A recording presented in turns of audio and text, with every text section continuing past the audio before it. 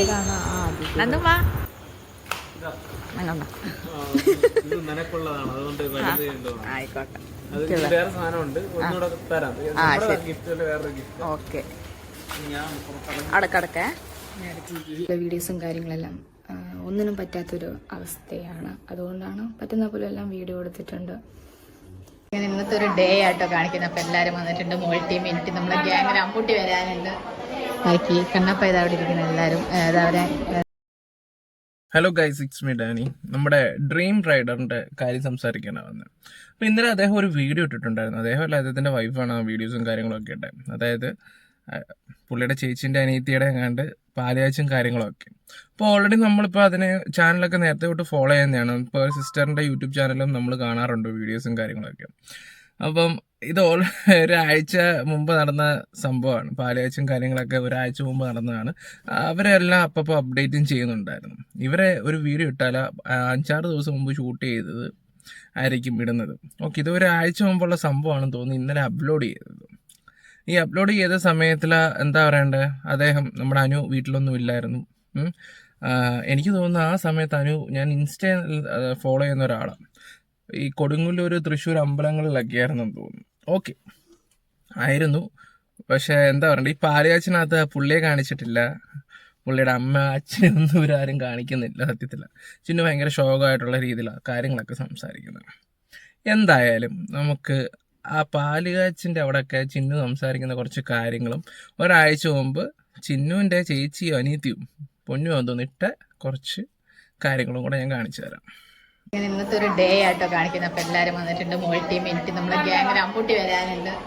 ബാക്കി കണ്ണപ്പ ഇതാ അവിടെ ഇരിക്കുന്ന എല്ലാവരും അതവരെ റിലേറ്റീവ്സ് കാര്യങ്ങളൊക്കെ കേട്ടോ. കിച്ചണിൽ ഇതാ പരിപാടിയും കാര്യങ്ങളൊക്കെ ചെയ്തുകൊണ്ടിരിക്കുകയാണ്. എല്ലാം ഒതുങ്ങി.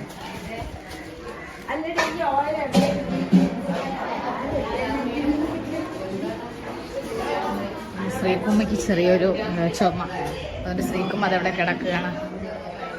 ചിന്നുട്ടി ഇതായിരിക്കുന്നവിടെ.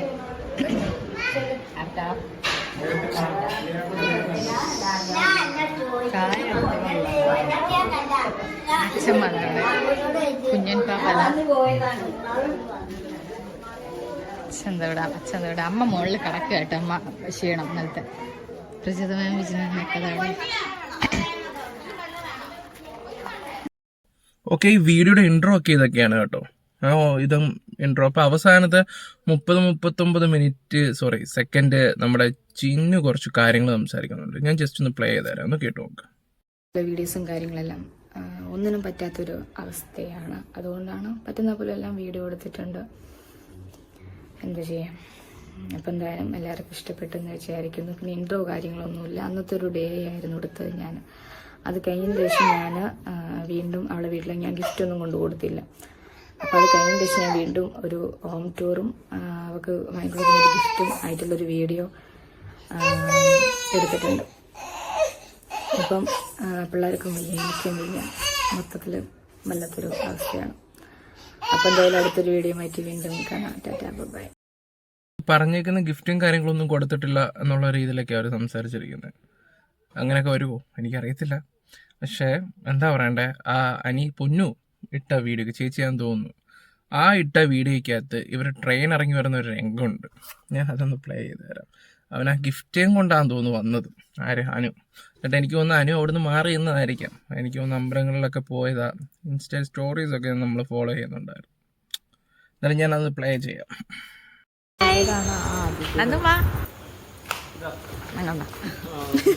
നിനക്കുള്ളതാണ് അതുകൊണ്ട് ആയിക്കോട്ടെ. വേറെ സാധനമുണ്ട് ഒന്നുകൂടെ തരാം. വേറൊരു ഗിഫ്റ്റ്. ഓക്കെ അടക്കടക്കേ പൊന്നു ചിന്നു ആദ്യം വന്ന് കണ്ട് നൊസ്റ്റാൾജിക് ബാഗിന്റെ കുറ്റമായിരുന്നു പറഞ്ഞോണ്ടിരുന്നത്. നന്ദു അവിടെ കിടക്കാണ്. ഇനി ഒന്നുമില്ലല്ലോ. കയറുവാ. ഇവിടുത്തെ ലൈറ്റ് ഇടണോ? ഇവിടുത്തെ ഞാൻ ഇടണ്ടേ?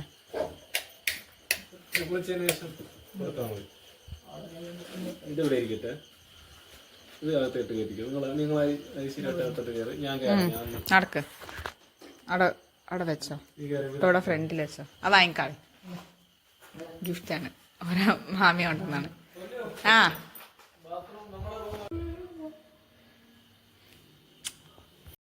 ഇതൊക്കെ ഒരാഴ്ച മുമ്പേ കണ്ട കാര്യങ്ങളാണ് സത്യത്തിൽ.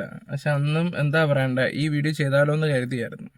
വേണ്ട, ഇവരെന്തായാലും ഇതിനെക്കുറിച്ച് എന്തായാലും അപ്ലോഡ് ചെയ്യും. എനിക്കൊന്നും ഉറപ്പുണ്ടായിരുന്നു ഇവർ അപ്ലോഡ് ചെയ്യാൻ ചാൻസ് ഉണ്ട്. അപ്പോൾ അത് വന്നപ്പോൾ നമുക്കത് കറക്റ്റായിട്ട് പറയുകയും ചെയ്യാം. ഞാൻ പറയട്ടെ, ഈ സെൻറ്റിമെൻറ്റ്സ് വർക്കൗട്ട് ആക്കാൻ വേണ്ടിയാണോ ഇതൊക്കെ കാണിക്കുന്നതെന്ന് ഞാൻ ആലോചിക്കുന്നത്. അതിനൊന്നും ഒരു ആവശ്യമില്ല. ഇത് കാണുന്നവരുണ്ട്, നിങ്ങളെ ഫോളോ ചെയ്യുന്ന ആൾക്കാരുണ്ട്, നിങ്ങളുടെ ഇടയിൽ തന്നെ വന്നിട്ട് അവർ കാര്യങ്ങൾ കറക്റ്റായിട്ട് അത് എക്സ്പ്ലെയിൻ ചെയ്യും.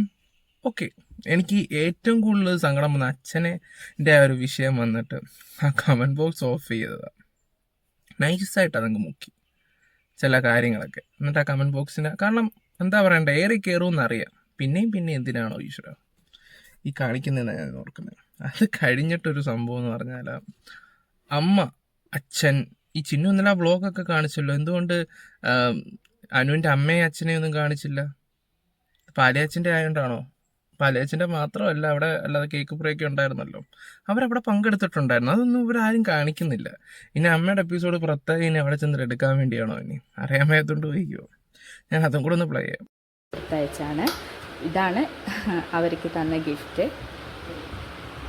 ഞാൻ പറഞ്ഞത് അപ്പം ഇനി ആൾക്കാർ വരാനുണ്ടായിരുന്നു. അപ്പം അമ്മ അച്ഛൻ എന്താ അംബിക പിന്നെ ഉണ്ണി പിന്നെ അതേപോലെ അമ്മ അച്ഛനും അവർ കാലത്തെ ട്രെയിനിന് പോകുന്നവിടെ വെച്ചാകുമ്പം എന്താ കുറ്റിപ്പുറത്തെത്തി. പിന്നെ ആതിര അവർ തിരൂർക്കൂടെ വരുന്നപ്പോൾ ആതിരനെയും കൂട്ടി കുറ്റിപ്പുറത്ത് അവരെ കാത്തുനിന്ന് അങ്ങനെ അവരൊക്കെ കൂട്ടി.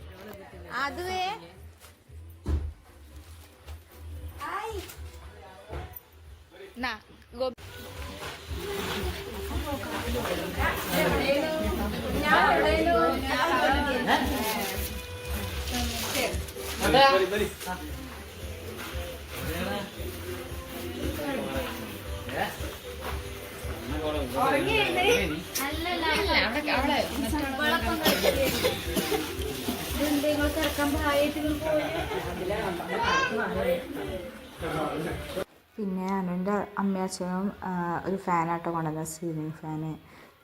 അപ്പോൾ അങ്ങനെ അവർ അമ്മയൊക്കെ ആയിട്ട് വർത്തമാനം പറഞ്ഞ് അങ്ങനെ ഇരിക്കുകയാണ്. പിന്നെ ഇതാ സിദ്ധാർത്ഥൻ്റെ അച്ഛൻ്റെ ഫോട്ടോ നോക്കി വരച്ചിരിക്കണം. അപ്പോൾ അതും പിന്നെ വേറെ വിളിക്കുന്നതിൻ്റെ അതൊക്കെ വാങ്ങി നോക്കണം.